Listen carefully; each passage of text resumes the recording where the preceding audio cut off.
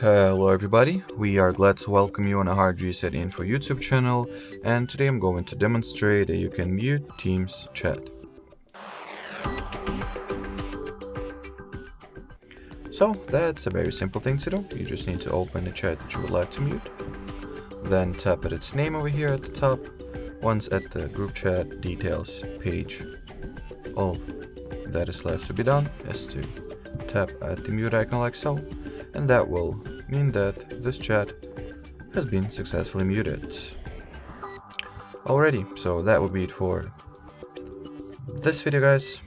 And before I finish, actually, if the chat that you would like to mute is related to the Zoom meeting, the previous one or an active one, just open it. Here at the top right corner, tap on the 3 horizontal dots and simply turn on the mute chat switch. So that will be definitely it this time. Thanks for watching, and bye bye.